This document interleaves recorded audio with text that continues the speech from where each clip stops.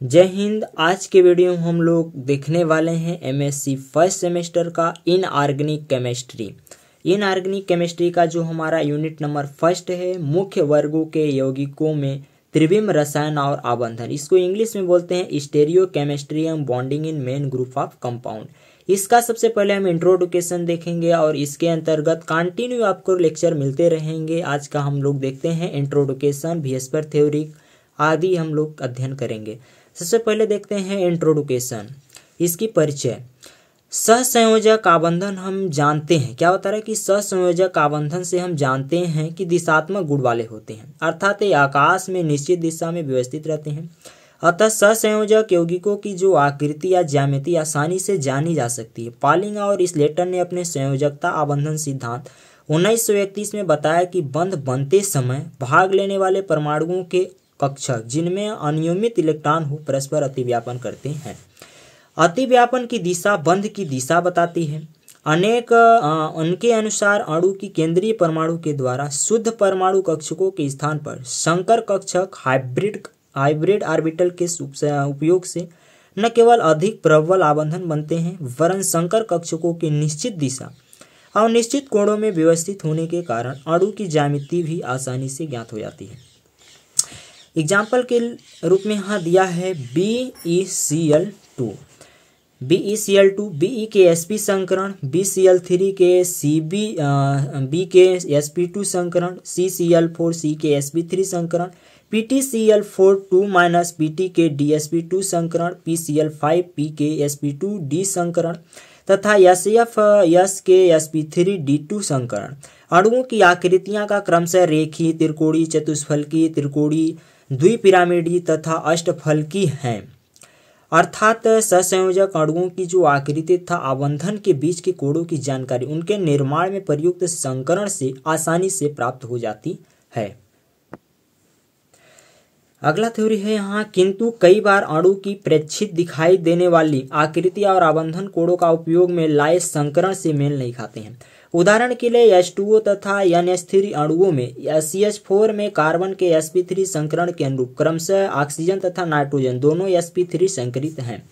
अतः H2O में H oxygen और H तथा NH3 में NH यहाँ होता है कोण CH4 में H हाइड्रोजन कार्बन H कोण के अनुरूप 109 डिग्री 28 मिनट के होने चाहिए, जबकि उनके प्रेक्षित मान क्रमशः 104.5 डिग्री तथा 106.5 डिग्री हैं। बहुपरमाणविक अणुओं की आकृतियां और आबंधन कोणों के प्रेक्षित मानों की व्याख्या के लिए गिलेस्पी तथा नाइहोम ने संयोजकता कोष इलेक्ट्रॉन प्रतिकर्षण VSEPR सिद्धांत प्रतिपादित किया। अब हम लोग देखते हैं इसका नेक्स्ट जो हमारा वेरी इंपॉर्टेंट एग्जाम के दृष्टिकोण से है हमारा वीएसपर थ्योरी। आज इसका पूरा कंक्लूजन देखेंगे, यानी कि संयोजकता कोष इलेक्ट्रॉन प्रतिकर्षण सिद्धांत। इसको हम लोग सारा कुछ इसके अंतर्गत हम लोग पढ़ेंगे आज। ये एग्जाम में अक्सर 25 नंबर में लॉन्ग टाइप आंसर क्वेश्चन में आता है और हर बार एग्जाम में एक थ्योरी जरूर लिखना होता है, क्योंकि लिखेंगे नहीं तो नंबर मिलेगा नहीं, इसलिए आप इसको अध्ययन जरूर करिएगा। तो संयोजकता कोष इलेक्ट्रॉन प्रतिकर्षण सिद्धांत, balance cell electron pair repulsion theory. इसकी सबसे पहले हम लोग परिचय देखते हैं। बहुपरमाणुवी सहसंयोजक अणुओं की ज्यामिति को क्या बताया कि जो बहुपरमाणुवी सहसंयोजक अणुओं की ज्यामिति को स्पष्ट करने के लिए सिजविक एवं पावेल ने सन 1940 में एक सिद्धांत प्रस्तुत किया, जिसे संयोजकता कोष इलेक्ट्रॉन प्रतिकर्षण सिद्धांत यानी balance cell electron pair repulsion theory VSEPR theory कहते हैं। इसे आगे सन 1957 में गैलेस्पी व नाइहोम ने विकसित किया था। इसके SPGN ये शॉर्टकट वैज्ञानिकों का नाम है, सिजविक, पावेल, गैलेस्पी, नाइहोम। इस सिद्धांत जो हमारा वीएसपर थ्योरी है, इसके अनुसार निम्नलिखित रूल प्रदान किए गए हैं, जिसमें से पहला जो रूल है, बहुपरमाणुवी अणुओं की आकृति ज्यामिति केंद्रीय परमाणुओं द्वारा बनाए गए सहसंयोजक आबंधों की व्यवस्था पर निर्भर करती है और यह व्यवस्था संयोजकता कोष में विद्यमान इलेक्ट्रॉन युग्मों, बंधित एवं अनाबंधित इलेक्ट्रॉन युग्मों, बॉन्डिंग एंड नॉन बॉन्डिंग की संख्या पर निर्भर करती है। इसमें से दूसरा जो रूल कहता है, क्या कहता है, ये इसके अनुसार किसी अणु की ज्यामितीय अणु में उपस्थित इलेक्ट्रॉन के बंधी युग्म बॉन्ड पेयर तथा बंधहीन युग्मों नॉन बॉन्डिंग पेयर पर निर्भर करती है। अणु में युग्म अपने आप को इस प्रकार व्यवस्थित करते हैं कि उनमें आपस में न्यूनतम प्रतिकर्षण हो, जिससे अणु की ऊर्जा न्यूनतम अर्थात स्थायित्व अधिकतम हो। वियस्पर थ्योरी का जो तीसरा रूल बताता है वो क्या बताता है कि वियस्पर सिद्धांत के अनुसार किसी मॉलिक्यूल में बॉन्ड एंगल मॉलिक्यूल के सेंट्रल एटम के संयोजकता कोष में उपस्थित इलेक्ट्रॉन युग्म यानी बॉन्डिंग एंड नॉन बॉन्डिंग दोनों की कुल संख्या पर निर्भर करते हैं। क्योंकि इलेक्ट्रॉन युग्मों के बीच प्रबल प्रतिकर्षण होता है, अतः आबंधों के बीच कोण वह होता है जिससे बंधी इलेक्ट्रॉन युग्मों के बीच विकर्षण बल न्यूनतम रहे, अर्थात इलेक्ट्रॉन युग्म जहां तक संभव हो अधिकतम दूरी पर रहे। यदि अणु के केंद्रीय परमाणु पर एक या अधिक एकाकी इलेक्ट्रॉन युग्म यानी लोन पेयर अर्थात आबंधी इलेक्ट्रॉन युग्म उपस्थित हो तो आबंधन कोण छोटा हो जाता है तथा अणु की आकृति विकृत हो जाती है। क्योंकि एकाकी युग्म यानी जो लोन पेयर बंधी इलेक्ट्रॉन युग्मों की तुलना में अधिक प्रबल प्रतिकर्षण उत्पन्न करते हैं। इसका कारण यह है कि एकाकी युग्म जो है केवल एक नाभिक न्यूक्लियस के द्वारा आकर्षित होता है, अतः उस पर इलेक्ट्रॉन घनत्व अधिक रहता है, जबकि बंधी इलेक्ट्रॉन युग्म दो न्यूक्लियसों के द्वारा आकर्षित रहता है, अतः इलेक्ट्रॉन घनत्व कम उपलब्ध रहता है। एप्लीकेशन ऑफ वियस्पर थ्योरी, इसका यूज क्या है? तीसरी एप्लीकेशंस को हम लोग देखते हैं। मॉलिक्यूल की आकृति ज्यामिति को ज्ञात करने के लिए इस थ्योरी का उपयोग किया जाता है। जैसे अब इसको हम लोग क्या बताया गया कि जो हमारा वियस्पर थ्योरी है मुख्य रूप से मॉलिक्यूल की आकृति या ज्यामिति को डिफाइन करने के लिए इसका उपयोग किया जाता है। तो पहला हम लोग देखते हैं इसका एप्लीकेशन, बेरिलियम क्लोराइड अणु की आकृति BeCl2 यानी बेरिलियम क्लोराइड अणु की आकृति को डिफाइन करता है। BeCl2 अणु की आकृति रेखीय लीनियर होती है। इसमें जो बंध एंगल यानी बॉन्ड एंगल होता है 180 डिग्री का होता है। बेरिलियम के अन्य यौगिक जैसे कि BeH2, BeF2, BeBr2 इत्यादि होते हैं। इसकी एग्जांपल देख सकते हैं, जैसे C यानी B बीच में होता है, सेंट्रल एटम है, और Cl दोनों साइड जुड़ा होता है। Bond angle 180 degree, shape linear होता है। अब हमारा जो नेक्स्ट एप्लीकेशन है वह है बोरान ट्राइक्लोराइड BeCl3 की आकृति। BeCl3 में बोरान सेंट्रल एटम होता है। बोरान के संयोजकता कोष में 3 बंधित इलेक्ट्रॉन भी होते हैं। अणु की त्रिकोणीय समतल ट्राइगोनल प्लानर आकृति होती है। इसका बॉन्ड एंगल 120 डिग्री का होता है। तो यहाँ देख सकते हैं आकृति में कि बीच में बोरान है जो कि हमारा सेंट्रल एटम है। इस प्रकार से 3 बॉन्ड पेयर है इसमें, यानी बॉन्ड एंगल 120 डिग्री का है। सेंट्रल एटम बी है, बोरान, शेप ट्राइगोनल प्लानर है और 3 बॉन्ड पेयर हैं इसमें। ये एग्जाम के लिए बहुत ही इंपॉर्टेंट टॉपिक है, अक्सर एग्जाम में 25 नंबर में पूछा जाता है। जो नेक्स्ट हमारा तीसरा एप्लीकेशन है मेथेन CH4 अणु की आकृति। तो CH4 सेंट्रल एटम कार्बन होता है, यानी क्या बता रहा है कि जो CH4 में सेंट्रल एटम कार्बन होता है जिसके संयोजकता कोष में 4 संयोजी इलेक्ट्रॉन होते हैं। इसकी आकृति चतुष्फलकी होता है। इसके समान औरों अणु की आकृति होती है जैसे कि CCl4, SiF4 प्लस आदि। बॉन्ड एंगल 109.5 डिग्री का होता है। इसकी आकृति आप यहाँ अच्छे से देखिएगा। बॉन्ड एंगल यानी कि कार्बन जो है सेंट्रल एटम है और CH3 यहाँ देख सकते हैं, CH4 है, CH4 है। यहाँ कार्बन हाइड्रोजन है, यहाँ हाइड्रोजन, यहाँ हाइड्रोजन, यहाँ इसका जो बॉन्ड एंगल है 109.5 डिग्री है। 4 बॉन्ड पेयर हैं, यहाँ देख सकते हैं कि एक कार्बन के साथ 4 बॉन्ड पेयर जुड़े हुए हैं। बॉन्ड एंगल 109.5 डिग्री है, बॉन्ड पेयर 4 है, शेप चतुष्फलकी है। हमारा जो नेक्स्ट एप्लीकेशन है वो है अमोनिया यानी NH3 अणु। NH3 अणु में सेंट्रल एटम नाइट्रोजन होता है। इसकी संयोजकता कोष में 5 इलेक्ट्रॉन होते हैं। बॉन्ड एंगल 107.5 डिग्री होता है। आकृति पिरामिड यानी पैरामिडल होता है और PCl3, NF3, H3O प्लस आदि की आकृति पैरामिडल होती है। ये देख सकते हैं यहाँ नाइट्रोजन सेंट्रल एटम है, इसमें एक लोन पेयर है, 107.5 डिग्री का एंगल है और H3 यहाँ जुड़ा हुआ है। बॉन्ड पेयर 3 है, लोन पेयर 1 है, टोटल इलेक्ट्रॉन पेयर 4 है। हमारा नेक्स्ट एप्लीकेशन है वो है 5 नंबर H2O अणु। इसकी आकृति V आकृति बेंट शेप की होती है। बॉन्ड एंगल 104.5 डिग्री का होता है। इसकी चतुष्फलकी यानी देख सकते हैं आकृति जो है V आकृति होती है। यहाँ देख सकते हैं, होता तो वैसे लिनियर है, लेकिन लिनियर से जो बॉन्ड लोन पेयर इलेक्ट्रॉन होता है उधर के दबा देते हैं इसके, तो ये हो जाता है वेंट V टाइप का। यहाँ H और H है, यहाँ दो ठो लोन पेयर में आप देख सकते हैं इस प्रकार से। अब देखते हैं लिमिटेशन ऑफ वियस्पर थ्योरी, इसकी क्या क्या कमी थी।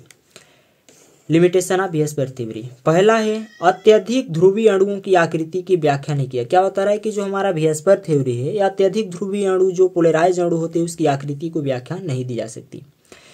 दूसरा है विस्थानीकृत पाई इलेक्ट्रॉन युक्त अणु की संरचना को स्पष्ट नहीं कर पाता है।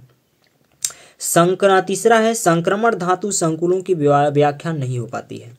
चौथा है अक्रिय इलेक्ट्रॉन युग्म वाले तत्व 3A 5A के अंतिम सदस्य के यौगिकों की व्याख्या नहीं हो पाती है। अब हमारा नेक्स्ट टॉपिक आता है गिलेस्पी रूल, क्योंकि ये जो वियस्पर थ्योरी है इसके बारे में हम लोग तो काफ़ी कुछ जाना, लेकिन जो वियस्पर थ्योरी है इसके लिए जो गिलेस्पी ने नियम दिया था उसको गिलेस्पी रूल कहते हैं। ये गिलेस्पी ने अणुओं की ज्यामिति समझाने के लिए निम्नलिखित नियम बताए। इन्होंने क्या क्या नियम बताए इसको हम डिटेल में देखते हैं। तो जो गिलेस्पी का फर्स्ट रूल है तो क्या बता रहा है कि जब तक सेंट्रल एटम इलेक्ट्रॉन के बॉन्ड पेयर से घिरा रहता है तथा संयोजकता कोष में इलेक्ट्रॉन का कोई नॉन बॉन्डिंग पेयर या लोन पेयर नहीं है तो अणु की ज्यामिति सामान्य होती है। इसके टेबल में आप देख सकते हैं कि बंधी इलेक्ट्रॉन की संख्या आकृति उदाहरण क्या बता रहा है कि यदि बंध है यानी कि बॉन्ड इलेक्ट्रॉन बंधी इलेक्ट्रॉन की संख्या 2 है तो इसकी आकृति रेखी होगी। BeCl2 इसका उदाहरण है। यदि बंध इलेक्ट्रॉन की संख्या 3 है तो आकृति त्रिकोणीय होगी और उदाहरण के तौर पर देख सकते हैं BeCl3 है। यदि बंध इलेक्ट्रॉन की संख्या 4 है तो इसकी चतुष्फलकी आकृति होगी, उदाहरण में SnCl4 है। यदि बंध इलेक्ट्रॉन की संख्या 5 है तो त्रिकोणीय द्विपिरामिडी इसकी आकृति होगी और इसका उदाहरण एग्जाम्पल PCl5 है। यदि बंध इलेक्ट्रॉन की संख्या 6 है तो इसकी आकृति अष्टफलकीय यानी उदाहरण के तौर पर SF6 देख सकते हैं। ये तो था पहला रूल।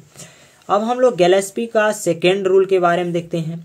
तो जब सेंट्रल एटम बॉन्ड पेयर के साथ साथ इलेक्ट्रॉन के नॉन बॉन्डिंग पेयर अर्थात लोन पेयर से भी घिरा हो तो मॉलिक्यूल की आकृति ज्यामिति विकृत हो जाती है। इसका कारण जैसे कि पहले बताया जा चुका है कि जो नॉन बॉन्डिंग पेयर केवल एक नाभिक के द्वारा आकर्षित रहते हैं, अतः उन पर अधिक इलेक्ट्रॉन घनत्व रहता है, जबकि बॉन्ड पेयर पर 2 धनात्मक नाभिकों का प्रभाव रहता है, अतः इलेक्ट्रॉन घनत्व कम रहता है। Non bonding pair central atom के अधिक पास रहता है, जबकि जो बॉन्डिंग पेयर है अपेक्षाकृत दूरी पर रहता है।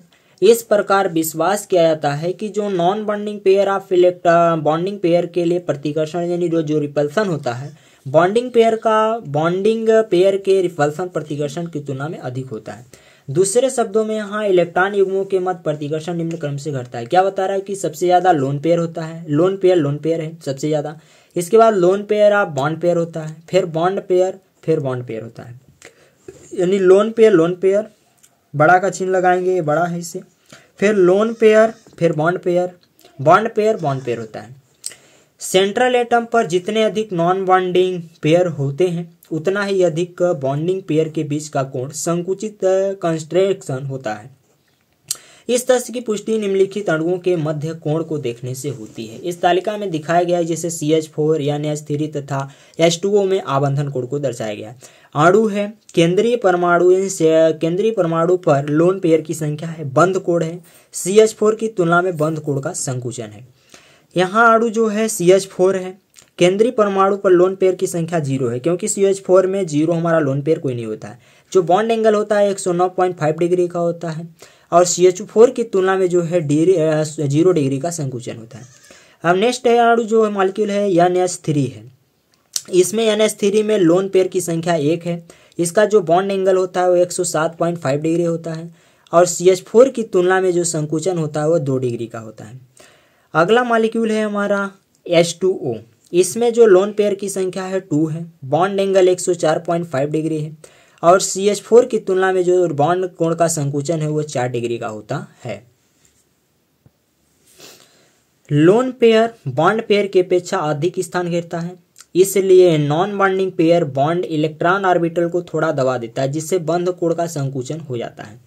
अब गैलेस्पी का जो तीसरा रूल है, बॉन्ड एंगल बॉन्ड, बंध कोण बॉन्ड एंगल तत्व बोरान की ऋण विद्युता बढ़ने पर कम होता है। यहाँ ये केंद्रीय परमाणु है तथा PI3 102 डिग्री बड़ा है, PBr3 101.5 degree, PCl3 100 degree. B बराबर हम लिख सकते हैं IBrCl की ऋण विद्युता में वृद्धि बॉन्ड पर इलेक्ट्रॉन घनत्व को घटा देती है। अतः लोन पेयर बॉन्ड पेयर प्रतिकर्षण लोन पेयर बॉन्ड पेयर के प्रतिकर्षण से प्रबल होता है। ऐसा ही प्रभाव केंद्रीय परमाणु A के बढ़ते आकार घटती ऋण विद्युता के कारण देखने को मिलता है। NH3 160 डिग्री है, PH3 92 डिग्री है, ASH3 91 डिग्री है और SBH3 90 डिग्री है।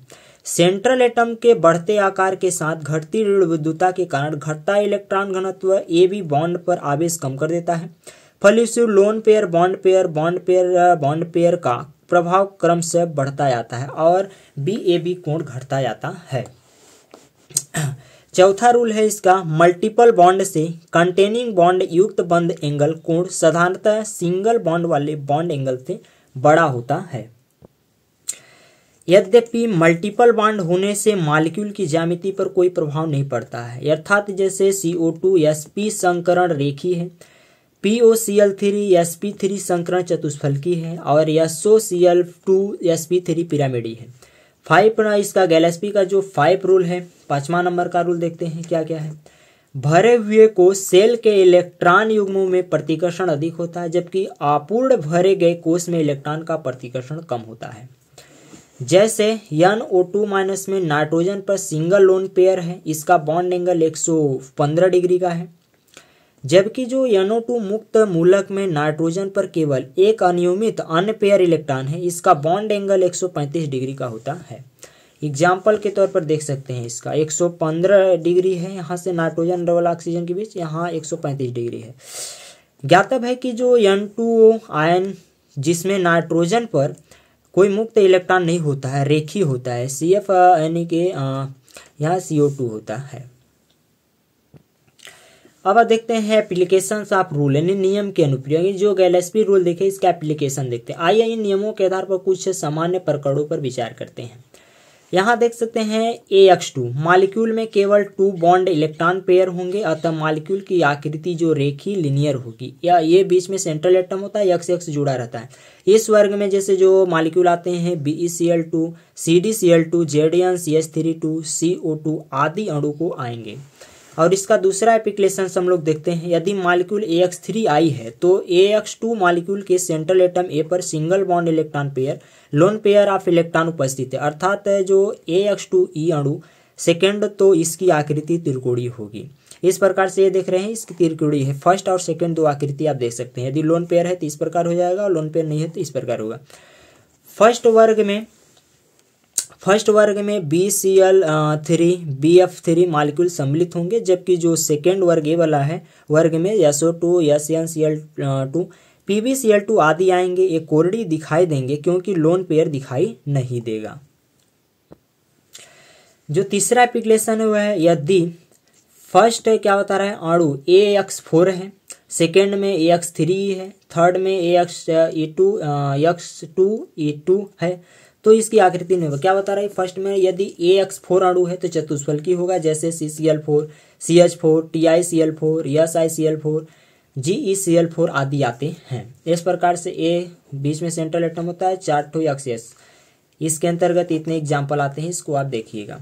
सेकेंड नंबर जो हम लोग देखते हैं इसमें AX3E मॉलिक्यूल पैरामिडल होगा, जैसे कि NH3 PCl3 AH2O3 आदि आते हैं।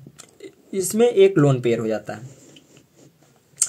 इसमें समझ सकते हैं कि जैसे A है इसमें सेंट्रल एटम होता है और जो E डिनोट से दिखाया जाता है इसमें लोन पेयर को दिखाया जाता है, और जो X है हाइड्रोजन को प्रदर्शित करता है या अदर एलिमेंट को प्रेजेंट करता है। जैसे यहाँ थर्ड नंबर है AX2E2 मॉलिक्यूल कोरडी होगा, जैसे H2O SeCl2 आदि। इस प्रकार से इसकी आकृति है, आप देख सकते हैं।